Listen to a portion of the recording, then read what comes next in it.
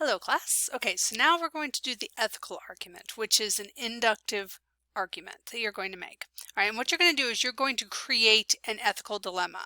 All right, and a dilemma by definition means something has two choices that are both undesirable. So this isn't like, do I have pizza or do I have Chinese? Because both of those are desirable choices. All right, now this is something like, you have to make a decision and neither one of them is really a good decision. All right, and you have to really figure out which one is the least bad decision. All right, and it's an ethical issue. Okay, and so you're going to use ethical principles that you're going to learn about to support your reasoning for what the best ethical decision is given a really crap situation. Now you get to make up the really crap situation. All right, so it can be based on something in your own life. It can be based on something just completely fantastical. It's really up to you. All right, so in my example here, Joni's teenage son and his best friend Steven are competing for a major sports scholarship. Right, and I'm thinking about something like a huge football scholarship, something that is going to make a really big difference in both the student's life and possibly the family's life, because maybe get drafted into the NFL or something big like that. Okay, so you go to the big college to get the big eyes so that you can go to the big, show, that kind of thing. All right, Joni and her spouse, right, are really good friends with Steven's parents. That's Steven's the best friend, right? And so, like the four of them are really good friends. And over drinks one night, the wife tells Joni in confidence that Steven, the best friend, that Steven's ineligible for this scholarship, this major sports scholarship, because there's a minor technicality. But as long as the scholarship committee doesn't find out, she thinks Steven's chances are equally as good as Joni's son for the scholarship. All right, so now Joni has knowledge that she shouldn't have, right? And now she has to decide, should she make her findings known to the scholarship committee, right? That's their dilemma. Does she tell, does she not tell, right? And so your paper is going to ask you to sort of walk through all the different, steps, right? What are the choices involved? And then sort of what are the repercussions of those decisions, right? So for example, right, if we're doing this one, right, so yes, she should tell them, all right, and some reasons why she should tell them. This would obviously give her son the best chance at it because it knocks out at least one person who might be in serious competition for the scholarship. Those technicalities exist for a reason, right? Maybe it's a minor technicality to to Steven's mom, but maybe there's that exists and there's a reason for it. And a major sports scholarship is worth a lot of money. I mean, that's tuition, room, board, right? There's possibilities for endorsements. There's possibilities of being recruited out into, a big national sports league. I mean, this is not an inconsiderable amount of money here. Okay, so she should definitely tell them. All right, on the other hand, maybe she shouldn't tell them, right? Maybe she should just let the scholarship committee sort it out. Or, I mean, that's kind of their job, right? Is to figure that stuff out. And another reason not to tell them is, Joni has a relationship with Steven's mom. Like, they are friends.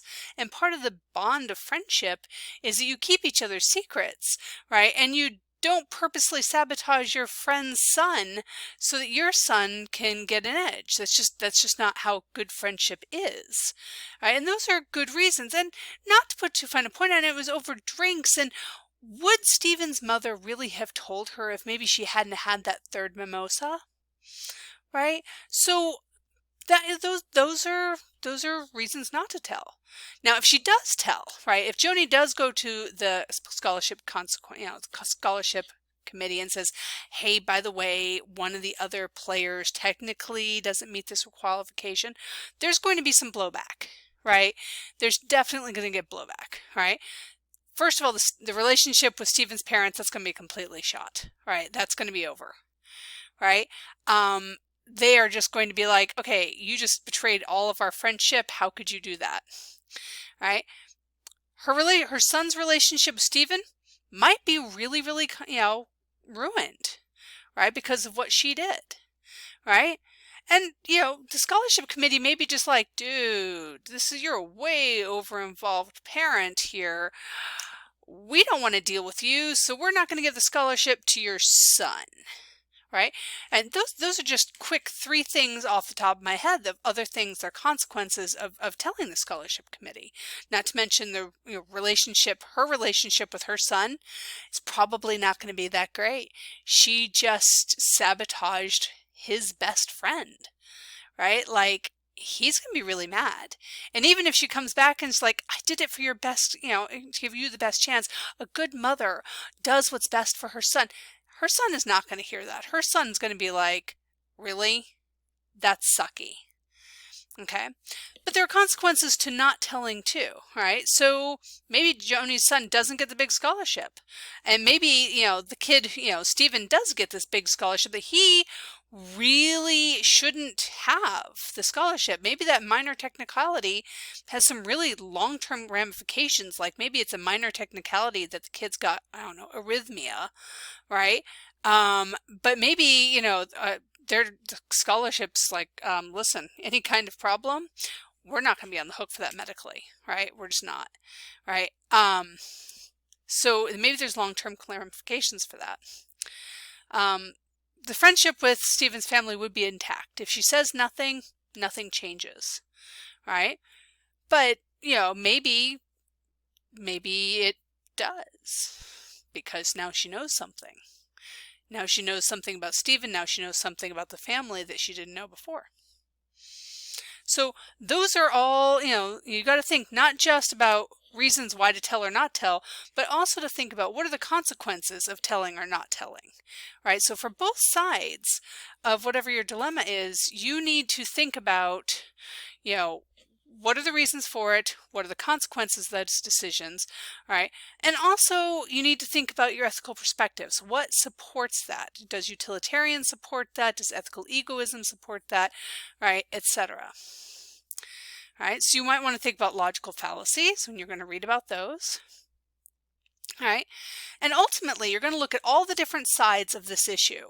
All right, but ultimately at the end, because this is an inductive argument, all right, you're going to make an argument what the most ethical decision should be. All right, what should, in this case, Joni do?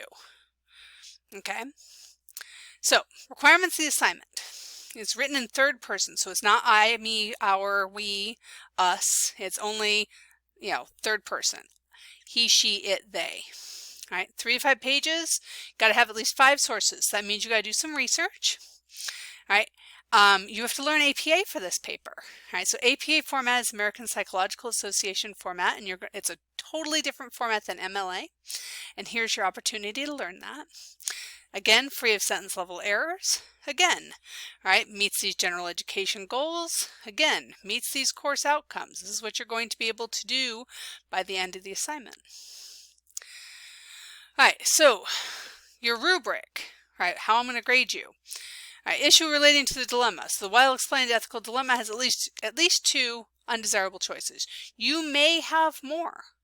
All right, there may be several options, right, depending on how complicated your dilemma is. All right, your ethical argument has to include a clear ethical principle upon which the argument is based. So ultimately, in your thesis, you're going to say something along the lines of, Joni should definitely tell the scholarship committee because blah, blah, blah, blah, blah, blah, right, based on whatever your ethical principle is. All right, organization. Right, does use inductive organization. So I'm looking for you to demonstrate that you know how to organize your essay and your argument inductively. All right, you have 5 sources cited correctly in APA format. Here's your GUMP. You'll notice that this has tightened up a little bit. This is tightened up from last time. All right, that's because you are stronger and better editing now. All right, and then APA format. All right, and everything has to be cited correctly and formatted correctly in APA. All right, so I've given you an example, right, so you can see what that looks like, and it's in the correct new APA format, right, with the new bolding and all of that. All right, so you can look at this. And